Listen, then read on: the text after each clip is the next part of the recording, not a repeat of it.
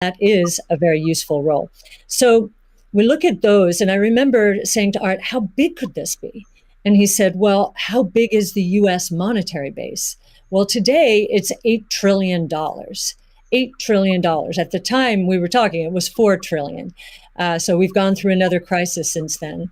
And so the store of value, this idea that purchasing power will go up over time if demand rises relative to supply ultimately fixed at 21 million units.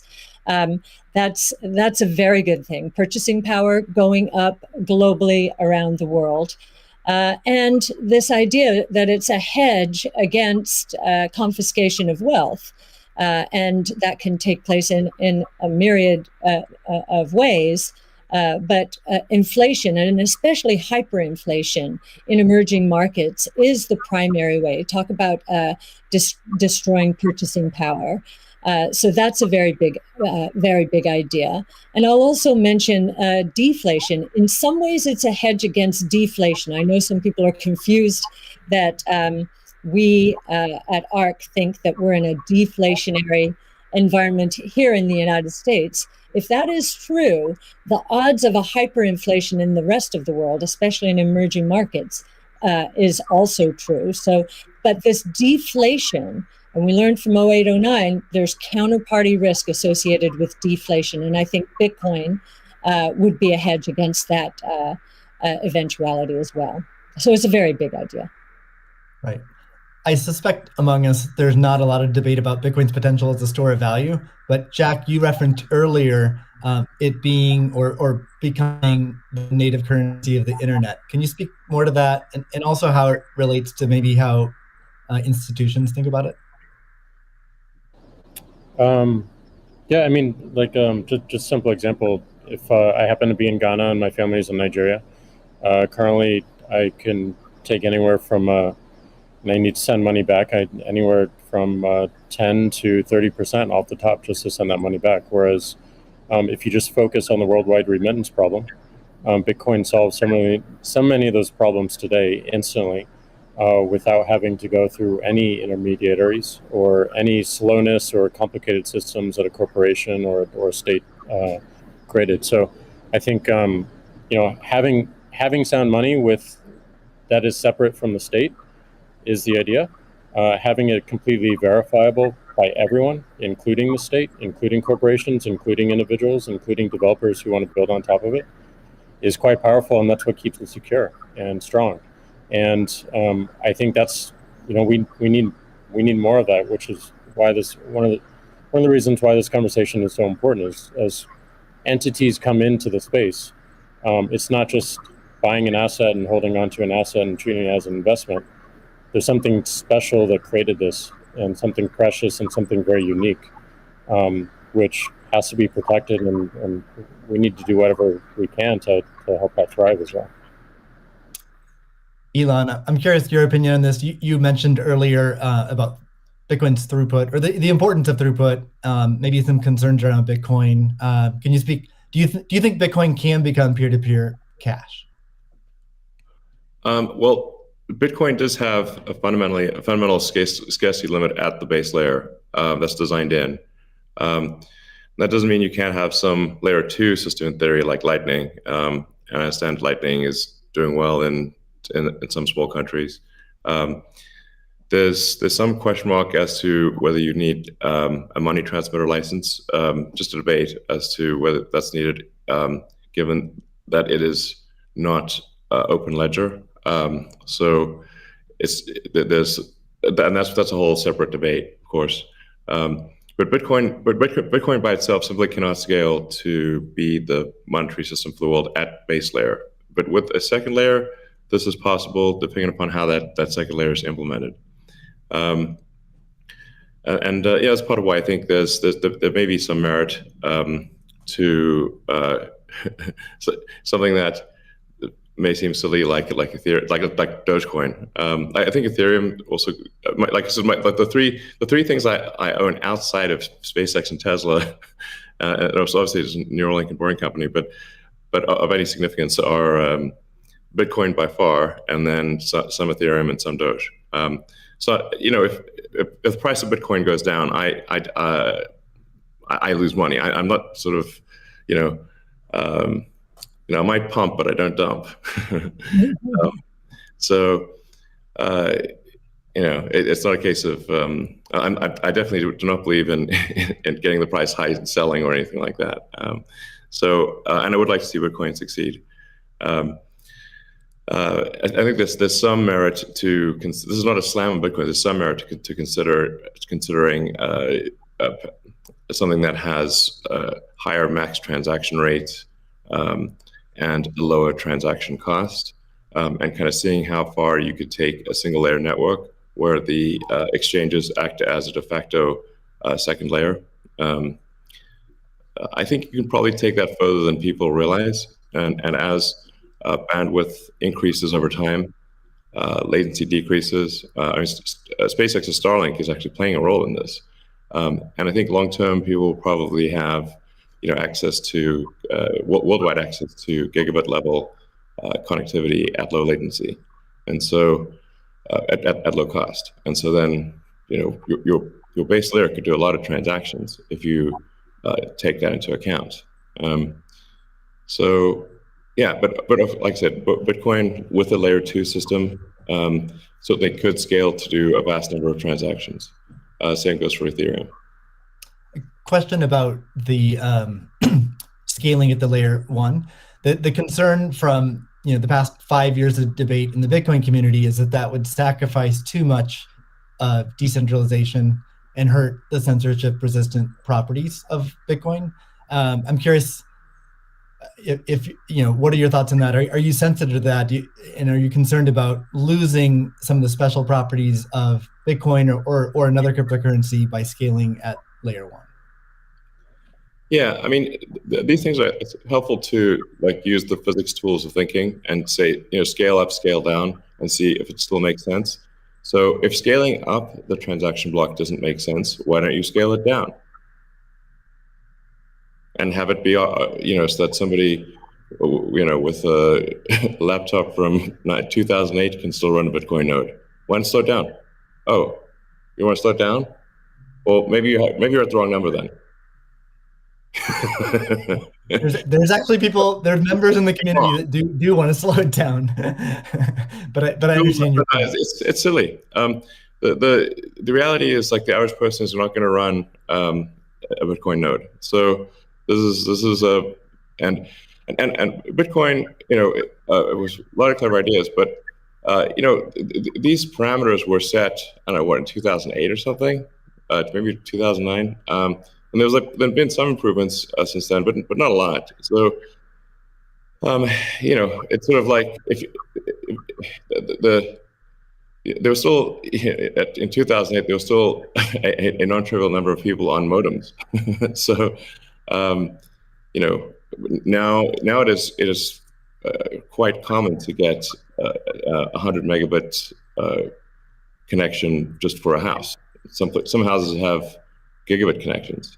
So, and that trend is obviously in the direction of higher bandwidth and lower latency. And if somebody else doesn't do it, Starlink certainly will. So I have high confidence that you will be able to maintain a decentralized finance system while still having a much bigger blockchain, aka ASCII text ledger, a hash ledger. You can make the hash ledger bigger without suffering from decentralization as the average connectivity improves, obviously. One idea would be to put a Bitcoin full node in Starlink terminals. That way more people would be running it. Actually, I have run this by the team at one point. I had this idea, which is kind of off the wall, but let's say you need a little space heater. And normally your space heater would just be pure entropy. Well, what if that space heater was also a Bitcoin, Ethereum, Doge mining node? Pick your currency. And so then you'd be heated up, and you would also mine your crypto and have connectivity in one. I love that idea. Yeah, I mean, Better than running a space heater. Absolutely. Are there any other, so you're drawn to Dogecoin a little bit. Are there any other gaps in Bitcoin that you see that cause you to be drawn towards Dogecoin? Oh, I think, I mean, I think there's Doge has the Doge community. I think is somewhat irreverent, obviously, and has great memes and loves dogs, and I love dogs and memes, and it doesn't take itself too seriously, and I think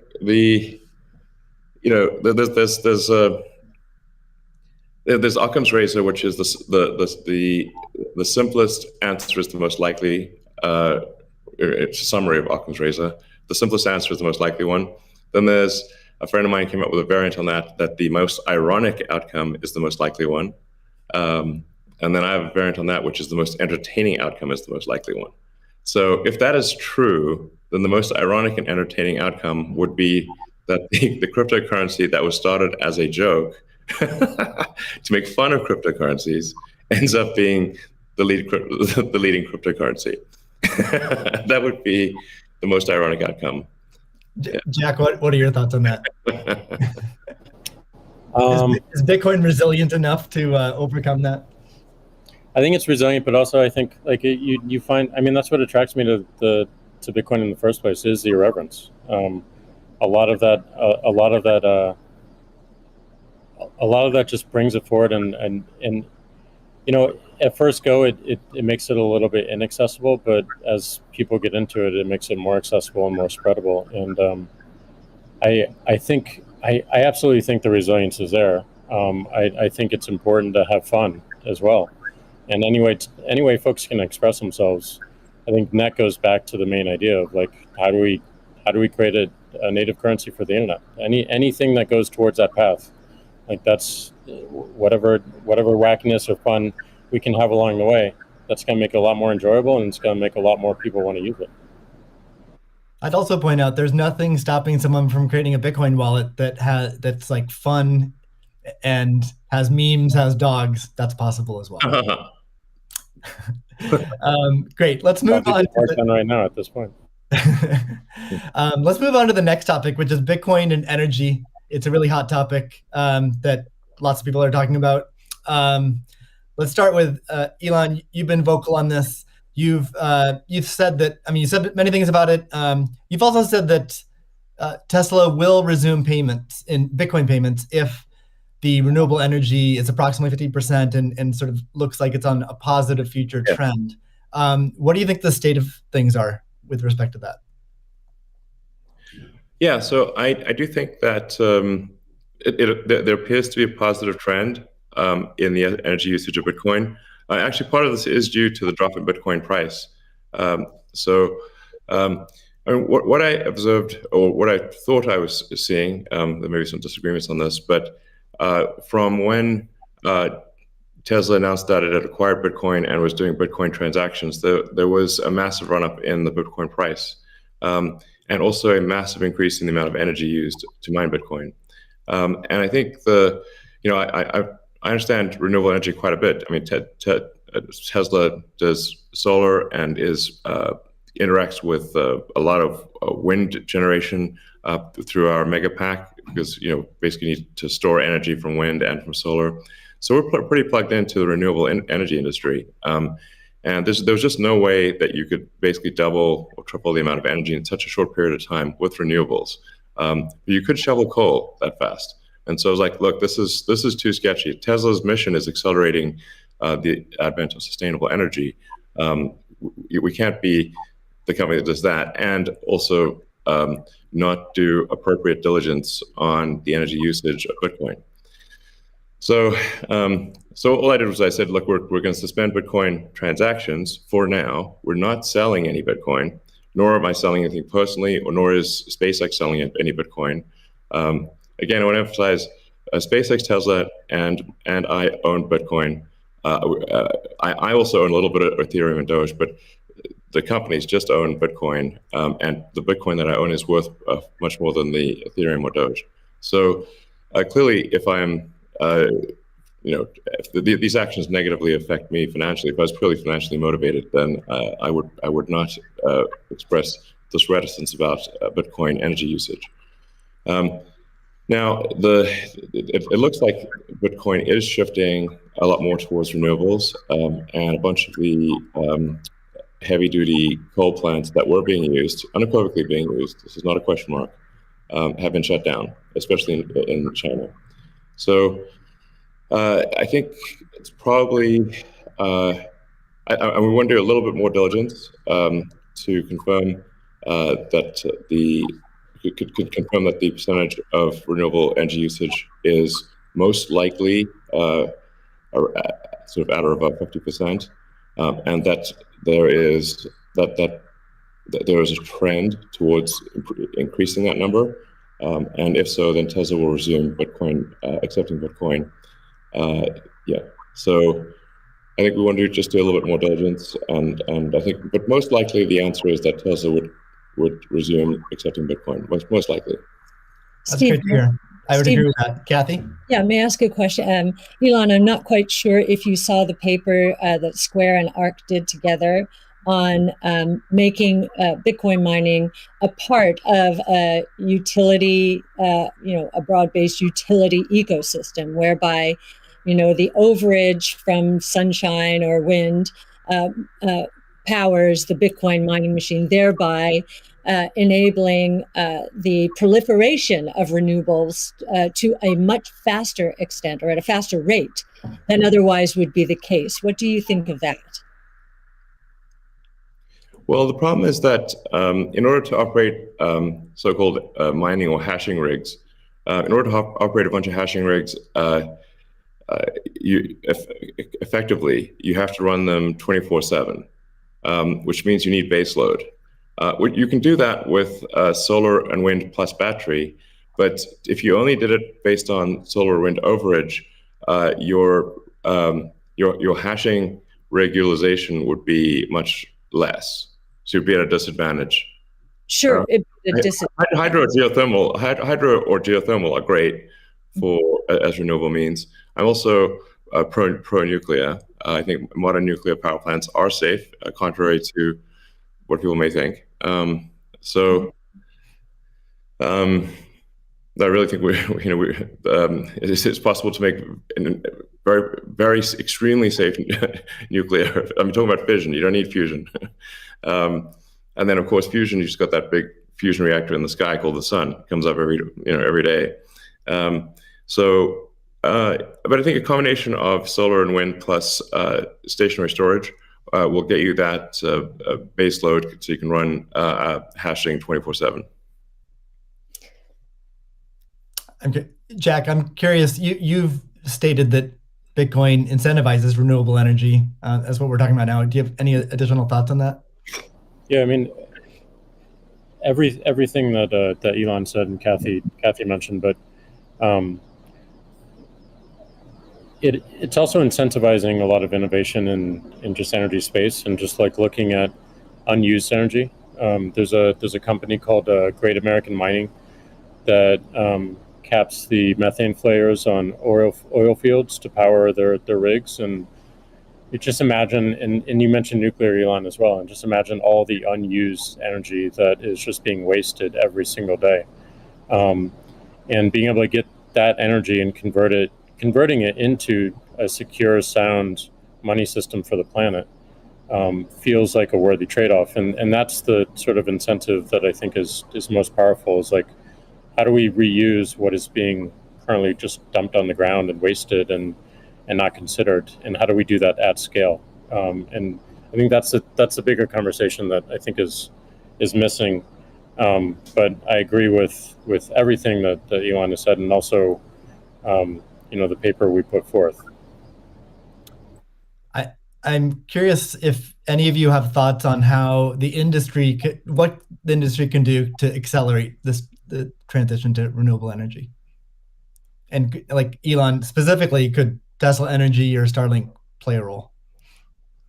Well, I think Tesla can play a role. I mean, Tesla's literal reason for existence. I mean, the reason I've put so much of my life energy into Tesla, which is a lot. In fact, I would say that I've had some pretty tough life experiences, and Tesla is responsible for probably 2/3 of all personal and professional pain combined. Just to give you a sense of perspective there. So this is a hella hard situation. But we do solar, commercial solar, solar retrofit, as well as the solar roof, and we make consumer battery packs called Powerwall for houses and small businesses, and then the utility scale, which are gigantic. These we've done now a number of gigawatt hour installations. That's a lot. That's a lot. And a lot of them actually have been for load leveling the grid. Mostly they are, and combined with the first really big one we did, which is 100 megawatt installation in Australia. That's actually helped stabilize a huge portion of the South Australian grid, because it's able to react so fast. In fact, at first, because they've got a billing system in Australia that I think works at the sort of millisecond level, and we were operating at the microsecond level. So the system was operating so fast that the measuring system couldn't see it. But so Tesla's certainly doing a lot to enable renewables, especially wind and solar. And in fact, the limiting factor for us right now is cell production. So we need to both internally get the Tesla internal battery cells produced, as well as increase supply from suppliers. And generally, when I talk to our suppliers, and they say, how many cells would you like? I say, how many cells can you make? Because sometimes they're concerned, well, is Tesla going to compete with them on cells? I'm like, no. If you want to make the cells, be our guest. It's just that we need a crazy number of batteries, and they need to be done. It obviously needs to be mined and produced and manufactured in an ethical and environmentally sound way. So, Tesla, we really do aspire to be the good guys, to be a company that people can believe in. It doesn't mean we don't make mistakes, but that's what we try. So, but I think generally hydro, especially existing hydro, is good for mining. Geothermal, there's lots of places in the world that have geothermal energy. Like I said, nuclear is also good. I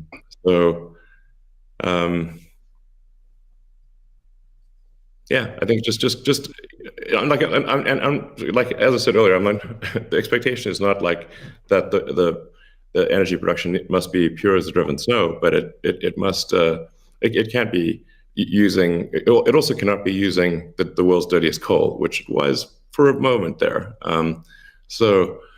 That's just difficult for Tesla to support in that situation. So I think, but I do think long-term renewable energy will actually be the cheapest form of energy. It just doesn't happen overnight. But as long as there is a conscious and determined and real effort by the mining community to move towards renewables, then obviously Tesla can support that. That's great. Kathy, we've been talking a lot about energy, but many institutions are facing questions around Bitcoin's relationship with ESG. Can you maybe speak a little bit more to what is S and G in ESG and how Bitcoin might support those? Sure. So E, of course, is environmental, S is social, and G is governance. And there is a massive movement afoot in the institutional world, especially, to embrace ESG and make sure that their asset managers are doing the same. So if we've just talked about environmental, and I really do believe that Bitcoin will be much more environmentally friendly, certainly than traditional gold mining or the traditional financial services sector. In many ways, it already is. And it's just going to get better that way. In terms of social, I know that many institutions, when they are thinking of social, they think of diversity and equity, pay equity, and all of that. But if from our point of view, the disruptive innovation point of view, social is much more than that. It is saving lives, of course, autonomous technology, that would be another topic for Elon. But in this case, allowing access to payment technology, as Jack is saying, everywhere around the world without friction. And just back to the remittance example, I think if I've got these stats correctly, there are certain countries in the world that are incredibly dependent on remittances for GDP. Tonga, 37%, El Salvador, which just deemed Bitcoin legal currencies, 24%, Nepal, 24%. And I think the remittance industry globally, roughly 700 billion.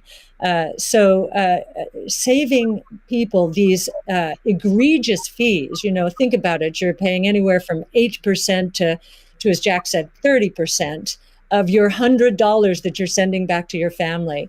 That is social responsibility, I would submit, as is just the economic empowerment that Bitcoin will enable. We've talked about that already.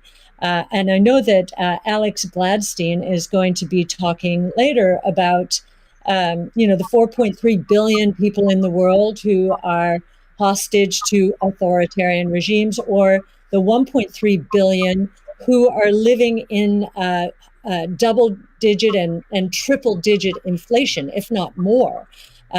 Saving them from the destruction of their purchasing power certainly is a noble social goal. So we expand social to be much more than the traditional ESG community. And then on governance, you've got the transparency of the ecosystem. It's completely transparent, unlike the opaqueness of financial systems and the toll takers in the traditional financial world. And I think a huge part of governance in the Bitcoin ecosystem are the Bitcoin core developers.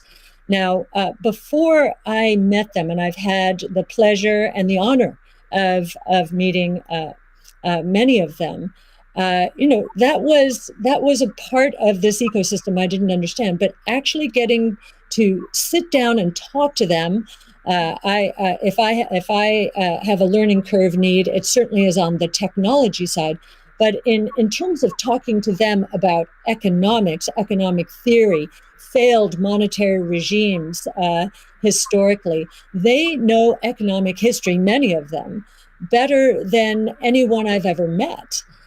So that gives me a great degree of confidence that, they do believe they are on a noble mission. They could be paid a lot more than they're being paid right now if they worked at Google or Facebook or some of these other areas. But they've chosen, this sense of purpose for a noble goal. And they have incredibly strong technology backgrounds.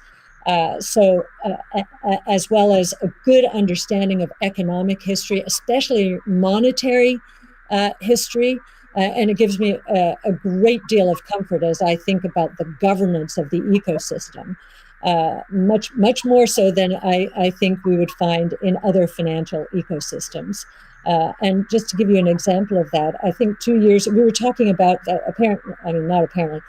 there's a big debate about reorganizations, I know, in the Ethereum network right now. Well, we saw the core Bitcoin developers and others at work back in 2019 when Binance tried to reorganize in order to reclaim 7,000 Bitcoin that were hacked. And they just wouldn't allow it. So we've already had some very good tests of the Bitcoin ecosystem, including developers. So that would be my answer, Steve. Thank you. And it's a great transition to the next topic area, which is Bitcoin ethos. And what is Bitcoin ethos? I mean, Bitcoin was born as open source and it's very transparent. There's also a staunch defense from the community around decentralization and a lot of the core principles of Bitcoin.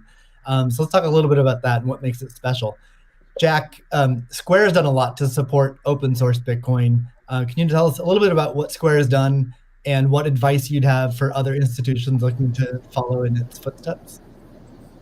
Yeah, I mean, I was very skeptical of corporations when I was a kid, and I'm still skeptical of corporations today. And as we've used corporations to be, they've been great vessels for what we need to do and the ideas that we need to bring to the world. But Bitcoin is not that. And when we were considering Bitcoin and how Square intersected, I was really concerned with how we don't disrupt the community in a negative way, how we promote what is amazing about it, and how we help it grow in that way, in the way that it wants to. So we created your team, Steve, which is Square Crypto, which is hiring open source developers to work on whatever they want and whatever they think is most important to help Bitcoin. We created an organization called Copo, which we gave up all of our crypto patents so that the community can use them in defense against trolls and some crazy characters we won't name. And we continue to find ways that, following that Bitcoin path, we're going to create a hardware wallet. We're probably going to do a lot more in hardware. Everything that we do in the space is going to be completely open source, from the hardware design to the software, taking in the community's push. And we're building a developer platform as well in the same open development, open source, and completely transparent. So I think as institutions or companies like ours consider getting in the space, I think contribution back to the community is important. Tesla did this with accepting payments for Tesla and finding security holes and improving the stack. And as I said before, we can't just see this as an asset that we own and an investment vehicle. This is something that has the potential to change everything and make the lives of everyone on this planet better in some small, maybe marginal way, but those margins will be meaningful as they compound over time. Great. Elon, you've tweeted before that any wallet that doesn't give the user their private key should be avoided at all costs. Can you tell us more about why is that important, and how does what's its relationship with decentralization?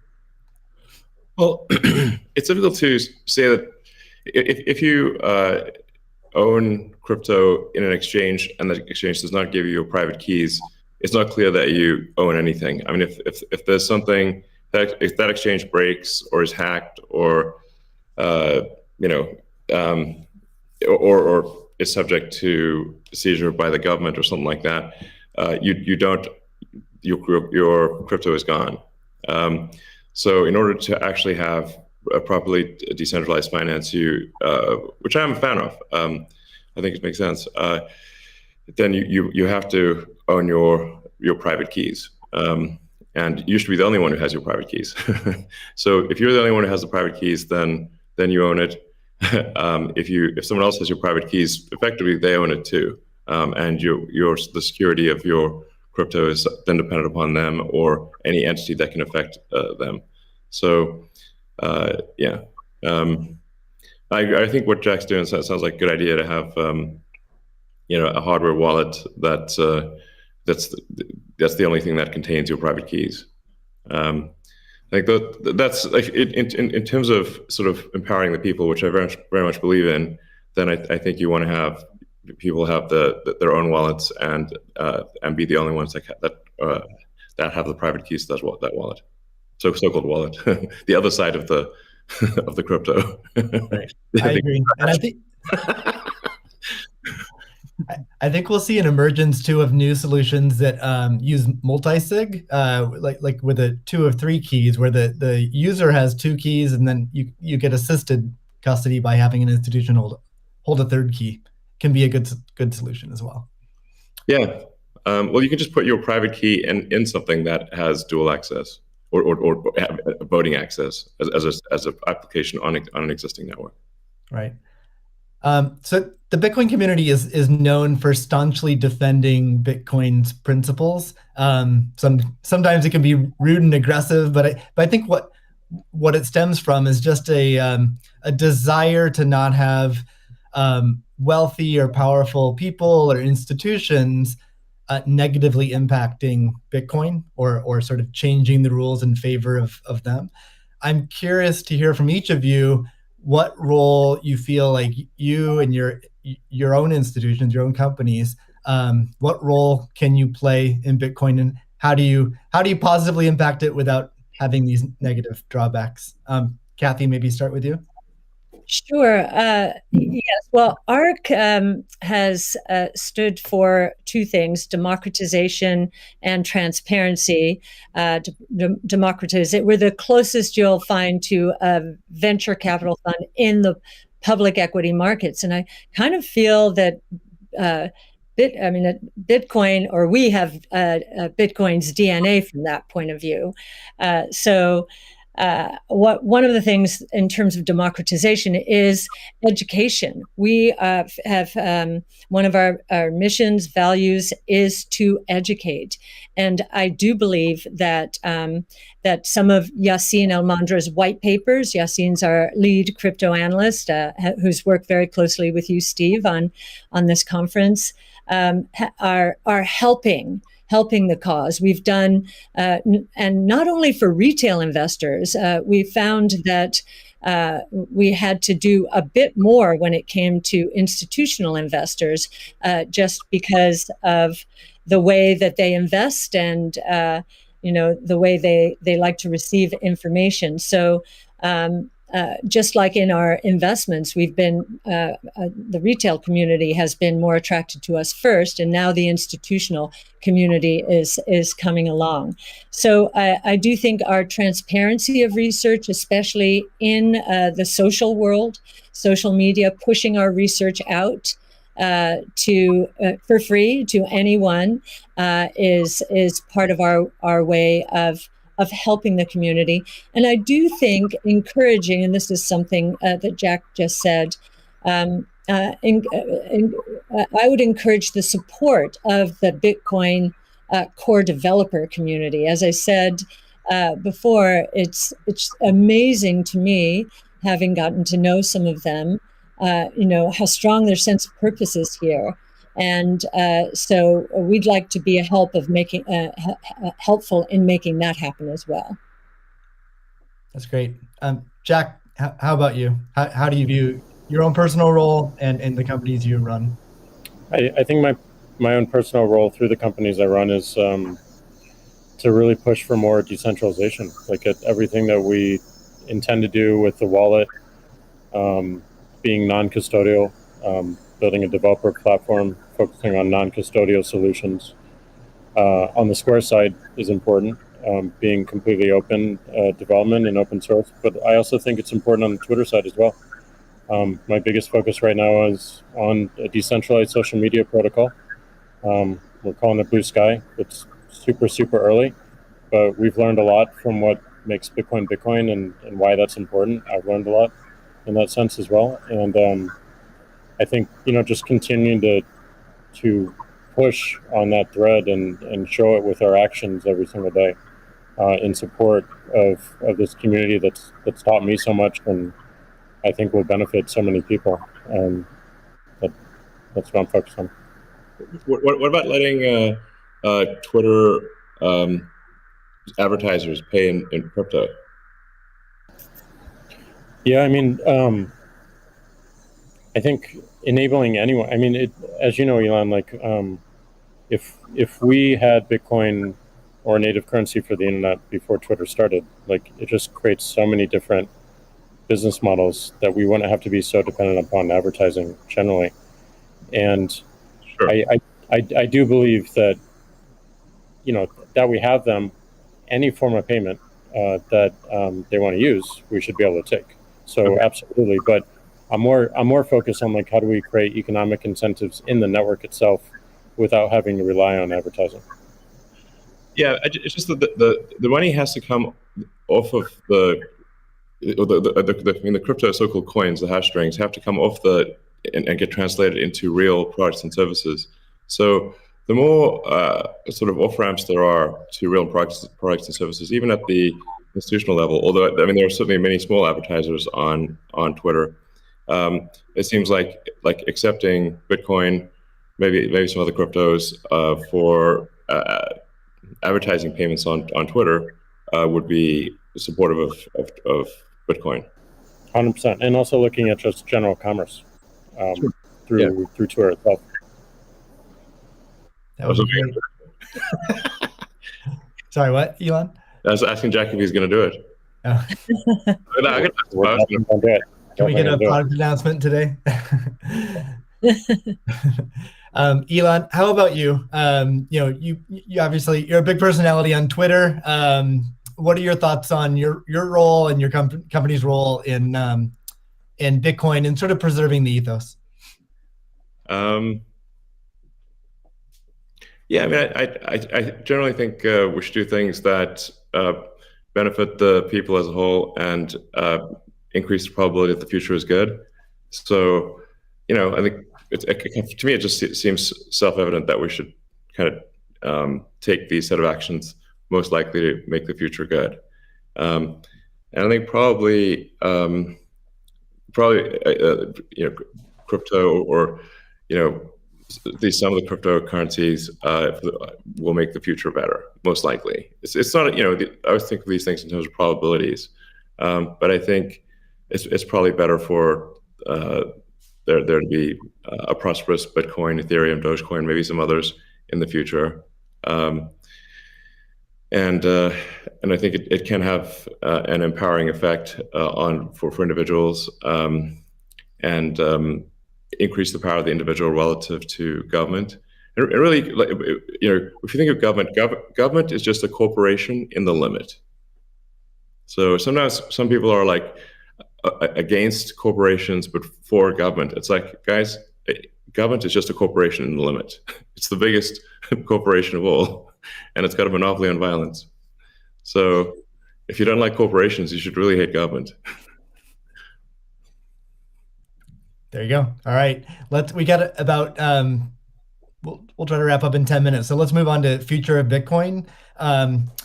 So Tesla and Square have both put Bitcoin on the balance sheet.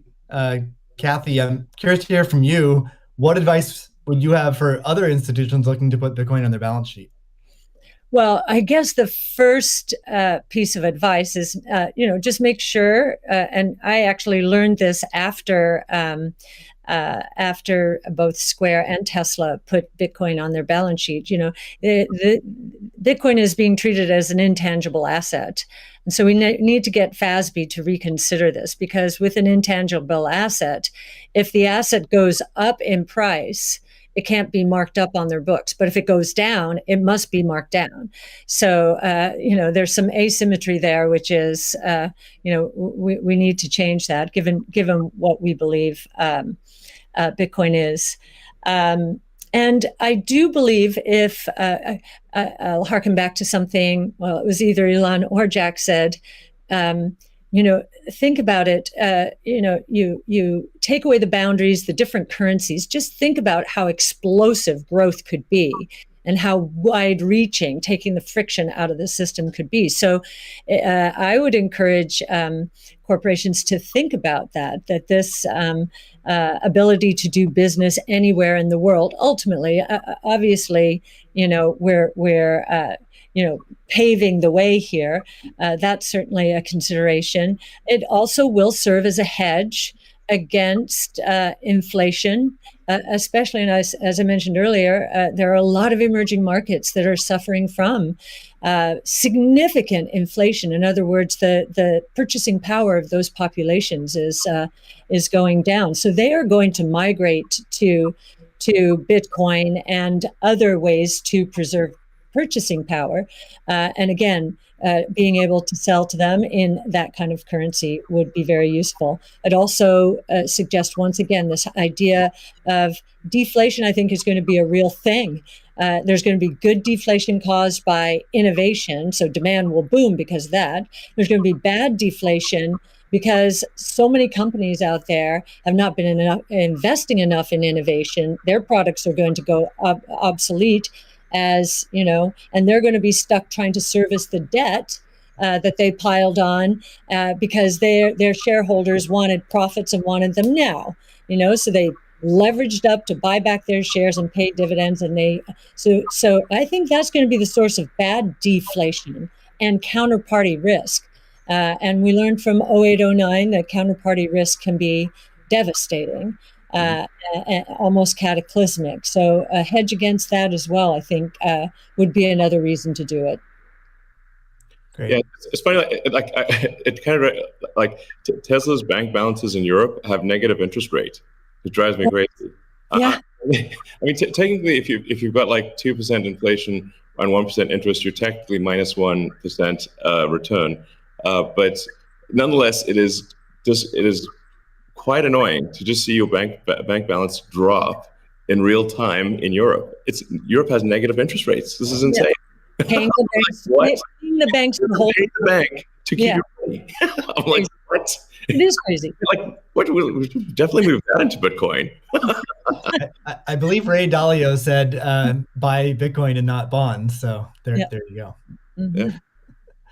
Yeah. Jack, you've talked about design being an underfunded area in Bitcoin, and Elon earlier mentioned, usability could improve a lot. I don't think anyone's going to argue with that. What do you see as the future of how can design impact Bitcoin? Yeah, I mean, I think that the Bitcoin network is beautifully designed as a protocol in the way it works. I mean, it went after a single problem, and it does in an absolutely astounding way. But I think the endpoints of people getting into it is still a little bit confusing. So I think the more energy we spend on wallets and making sure that wallets are simple and accessible and they're non-custodial as well. Yeah. I think the best example of this that I know of is probably this wallet called Moon, and it's just simple, straightforward. It's a great. It does an amazing thing with key management that my mom and friends new to Bitcoin can understand. Does amazing in storage, and it also has a very clever implementation of Lightning, so that you can use it in a transactional way without having to think about it. Just with QR codes in a way that makes sense. So more work like that, I think, really brings us forward. Great.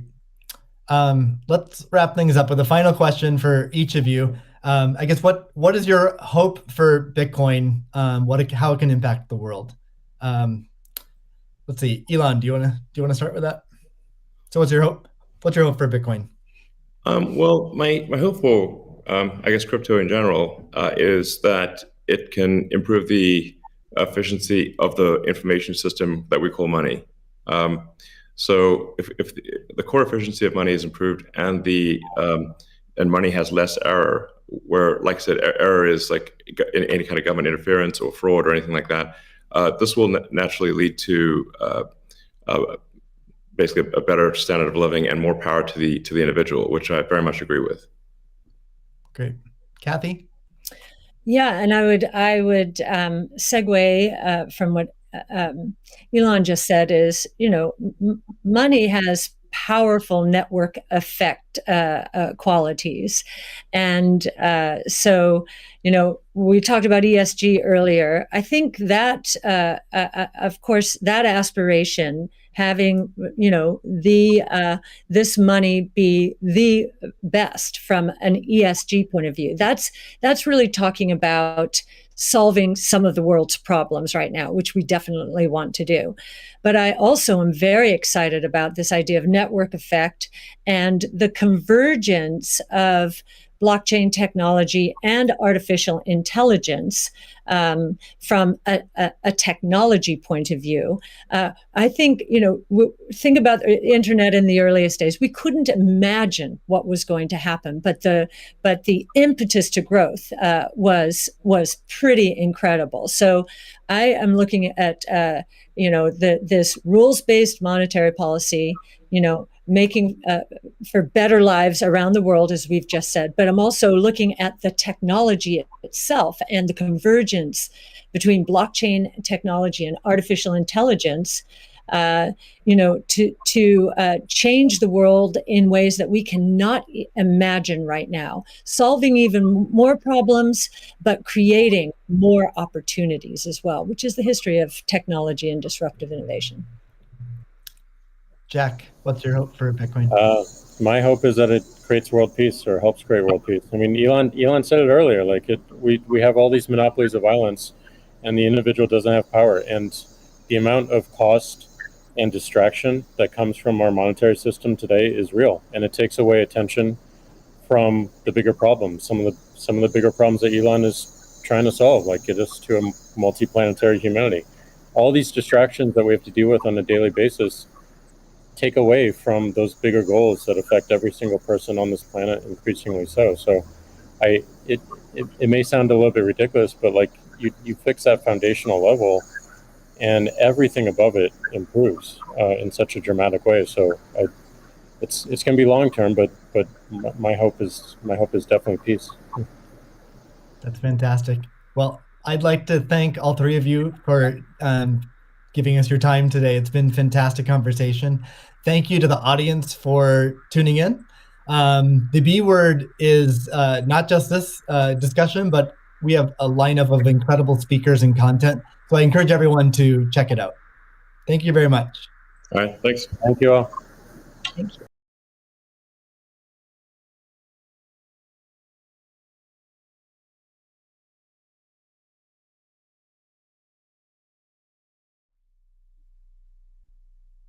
Welcome everybody to the B word. I'm Steve Lee, the lead of Square Crypto, and I'm here today to moderate a discussion about Bitcoin that will span from what makes it special to its relationship with energy, the community ethos, and the future of Bitcoin. I'm joined by three special guests.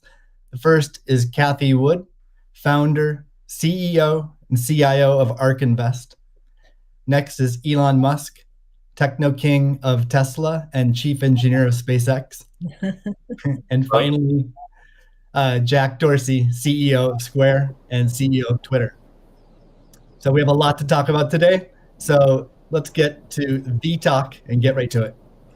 I'm going to start off by asking each of you a question, which is, what's shaped and influenced your views on Bitcoin? And let's start with Cathie. Okay, Steve, thank you. Well, the first thing was our focus on disruptive innovation. So starting in 2011, Brett Winton, our director of research, who I know will be on the program later, he started talking about this thing called Bitcoin at the time. And it was a curiosity as we were doing our brainstorms in research. But as we learned more about this open source ecosystem, that might fulfill the role of the payment system that the internet neglected to build into the system, not expecting commerce. We thought, this might be something. And then I became even more interested when I realized that my economics would come into play as well here. And Art Laffer, my mentor from USC, and a monetary scholar, in 2014, I asked him if he would collaborate on a paper on Bitcoin. And he was a bit of a naysayer at first, but agreed to read the paper. He read the paper, tore it up, and from an economics point of view, really wanted to understand this. And he said, I think you got something here. This is a rules-based monetary system. I've been waiting for this for my entire career. So the combination of disruptive innovation generally economics on top of that, and the huge misunderstanding out there as to what this is, that was intriguing and launched our research effort. Thank you.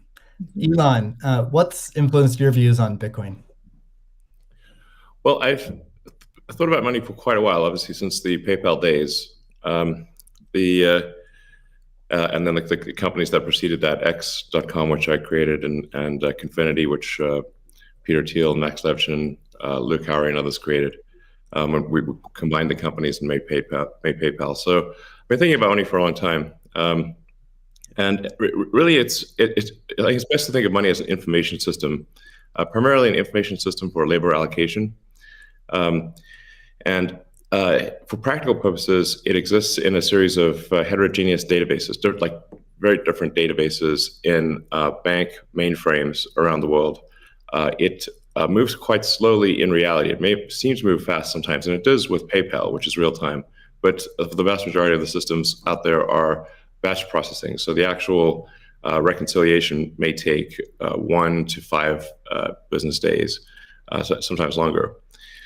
And you have the ACH system, which is ancient and still in operation, which is allows transfers effectively like a check would be an ACH transfer, but it's not secure. And you've got the credit card systems, which are also not secure. It would be like handing your username and password to a stranger in a restaurant if you buy a meal. So there's definitely an opportunity for something that is better from an information theory standpoint. So and there you can think of it like data on a network. I think is the way to view it. What has the most throughput? What has the least error? What drops the fewest packets? Fraud, for example, being a source of error. And government interference in currencies being a source of error. But it's fundamentally an information system. So I think it makes sense to support something that improves the quality of information with which we conduct the economy. And Bitcoin is a candidate for that. It does, I think, some things well, and it's obviously it's evolving, and there are additional things like Lightning being done on top of Bitcoin. But Bitcoin per se is mostly solving for scarcity, or rather solving for essentially having no throat to choke, decentralized.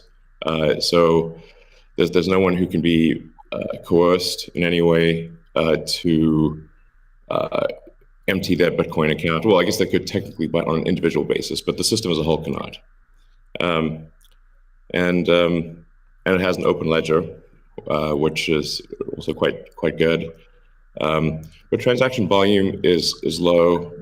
Transaction cost is high, and usability for the average person is not yet very good. But it has a lot of potential. And I should say that, I'm not, and I apologize for taking a long time, but there certainly is a lot to say.